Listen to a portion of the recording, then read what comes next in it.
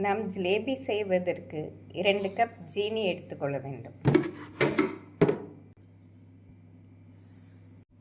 நாம் 2 cup ஜீனிக்கு 1 cup தண்ணீர் ஊற்றி அடுப்பில் கொதிவிட வேண்டும். நாம் ஜீனியுடன் அரை ஸ்பூன் ஏலக்காய் பொடி சேர்த்துக்கொள்ள வேண்டும். நாம் ஏலக்காய் தூள் போட்டு அதனுடன் சிறிது குங்குமப்பூவும் சேர்க்க வேண்டும். ஃப்ரெண்ட்ஸ், குங்குமப்பூ சேர்ப்பதால் ஜிலேபியின் சுவை மிக அருமையாக இருக்கும். இப்பொழுது இதனுடன் சிறிது ஃபுட் கலர் நாம் சேர்த்து கொள்ளலாம். ஆரஞ்சு ஃபுட் கலர் நாம் சேர்க்கலாம். இவை அனைத்தும் சேர்த்து நாம் ஜீனி பிசுபிசுப்பு தன்மை வரும் வரை கொதிவிட வேண்டும். இதற்கு கம்பி பதம் எதுவும் தேவையில்லை. நாம் ஜீனியை தொட்டு பார்த்தோம் என்றால் அந்த பிசுபிசுப்பு தன்மை இருக்க வேண்டும். அதுதான் சரியான பதமாக இருக்கும்.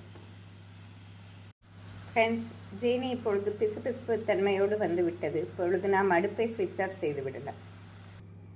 நாம் இதை தனியாக எடுத்து வைத்து விடலாம். நாம் ஜிலேபி செய்வதற்கு 2 கப் மைதா மாவு எடுத்துக்கொள்ள வேண்டும். இதனுடன் 1 கரண்டி தயிர் நாம் சேர்த்துக்கொள்ள வேண்டும். நாம் இதனுடன் 1 ஸ்பூன் நெய் சேர்த்து கொள்ள வேண்டும். நாம் நெய் சேர்ப்பதால் ஜிலேபிக்கு மொறுமொறுப்பு தன்மையாக இருக்கும். நாம் தேவையான அளவு தண்ணீர் சேர்த்து நன்றாக மிக்ஸ் செய்து கொள்ள வேண்டும். நாம் மைதா மாவு கெட்டிப்படாமல் நன்றாக மிக்ஸ் செய்ய வேண்டும். ஃப்ரெண்ட்ஸ், நாம் அதிக கெட்டியாகவும் இல்லாமல் அதிக தண்ணீர் சத்தும் இல்லாமல் நாம் மீடியமாக மாவை கரைத்து கொள்ள வேண்டும். ஃப்ரெண்ட்ஸ், இந்த அளவு மாவை கரைத்த பின் இதில் அரை ஸ்பூன் பேக்கிங் சோடா நாம் சேர்க்க வேண்டும். நாம் உடனடியாக ஜிலேபி செய்வதால் பேக்கிங் சோடா போட்டால்தான் சரியான பதமாக வரும். நாம் பேக்கிங் சோடா சேர்த்து நன்றாக மிக்ஸ் செய்ய வேண்டும். நாம் ஜிலேபி மாவில் சிறிது ஃபுட் கலர் சேர்த்து கொண்டால் பார்ப்பதற்கு அழகாக இருக்கும். இந்த அளவு போதுமானது. நாம் ஆரஞ்சு ஃபுட் கலரை சேர்த்து கொள்ளலாம். ஃப்ரெண்ட்ஸ், நாம் ஜிலேபி மாவை இப்படி ஒரு பாலித்தீன் கவரில் போட்டு நுனியில் கட் செய்து பிழிந்து விடலாம். நாம் சிறிது சிறிதாகவே பிழிந்து கொள்ளலாம்.